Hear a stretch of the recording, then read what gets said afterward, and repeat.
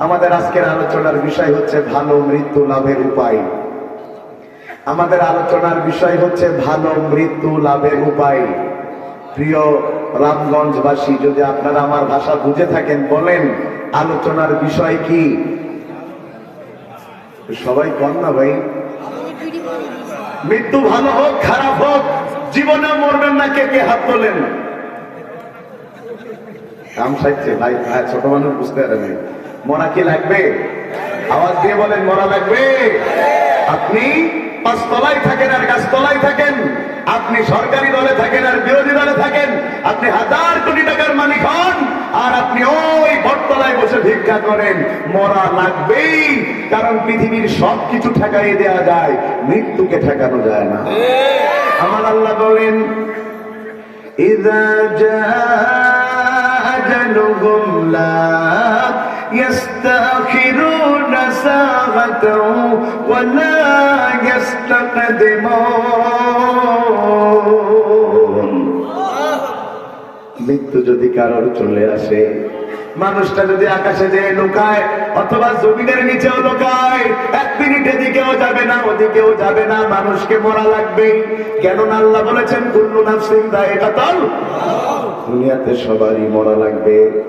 এলাকার পাতি নেতা বল্টু জীবনে মানুষের কম ক্ষতি করে নাই ভাই, নামে আবার কেউ নাই তো, আবার থাকলে তো রাগ করবে। গত মাসে আমি এক মাহফিলে বল্টু নাম 4-5 বার কইছি, খালি মাইর খাইতে বাকি। এখন সভাপতির নাম বল্টু, এখন হে কয় হুজুররা শিখাই দিছে আমার নাম কইতে। আমি কই আমি জানি না তো আপনার নাম বল্টু। এলাকার পাতি নেতা কি নাম? কথা কয় না, কি নাম? বর্তমানে বাসের চাইতে কঞ্চির দাম বেশি, নেতার চাইতে চামচার দাম বেশি। এলাকার পাতি নেতা ভাই, আমার অজের মধ্যে যদি কারো রাজনৈতিক গন্ধ লাগে তা আপনি আপনার ইমানটা পরীক্ষা করার দরকার হবে। কারণ আমি যতগুলো কথা বলবো সবগুলো কোরআন এবং হাদিস দিয়ে বলবো। যদি কোরআন হাদিসের বাইরে বলি দাঁড়িয়ে যাবে, যদি কোরআনের পক্ষে বলি মেনে নিতে হবে। ঠিক আছে কথা? ভাই 1-2 কিলো তো না, যশোরের বেনাপোল থেকে আমি এসেছি, আসতেই 10 ঘন্টা লেগে যায়। এসে যদি মন খুলে কথাই বলতে না পারি তা আইসা লাভ কি? আমার এলাকায় তো আমার জন্য ভালো, এজন্য আমাকে কিছু কথা বলতে দিতে হবে। এখন না, আমি 5 তারিখের আগেও বলেছি, কখনো কোনো কমিটি আমার মুখ বন্ধ করতে পারে নাই। প্রয়োজনে অস করিনি, চলে গিয়েছি, কিন্তু আমাকে কথা বলতে দিতে হবে। এটা হচ্ছে আমার কথা, ঠিক আছে? এলাকার পাতি নেতা বল্টু যারে তারে মারে, আছে না? আছে না? এখন তার মধ্যে মরার ভয় ঢুকে গেছে। যে কোনো সময় মানুষ তাকে মেরে ফেলতে পারে, কেউ যেন তাকে মেরে ফেলতে না পারে, সেই জন্য বডিগার্ড রেখেছে 40 জন। বলেন কয়জন? 40 জন বডিগার্ড রেখেছে, যাতে বল্টুরে কেউ মারতে না পারে। সেই বল্টু একদিন মারা গেছে। লোকেরা প্রশ্ন করলো বডিগার্ডদের, তোরা থাকতে মরলো কেমনে? 40 জন বডিগার্ড থাকতে মরে গেল, তোরা কেউ টের পাইলি না? বডিগার্ডেরা ডাক দিয়ে বলে, দেখো আমরা বডির গার্ড ছিলাম, বডি তো ঠিকই আছে, একটা লোম পর্যন্ত আমরা জমিনে পড়তে দেই নাই, কিন্তু রূহ তো টের পাওয়া যায় না। কখন যে রূহ নিয়ে মৃত্যুর ফেরেশতা চলে গেছে আমরা টেরও পাই নাই। কারণ দুনিয়াতে বডির গার্ড হয়, রূহের কোনো গার্ড হয় না।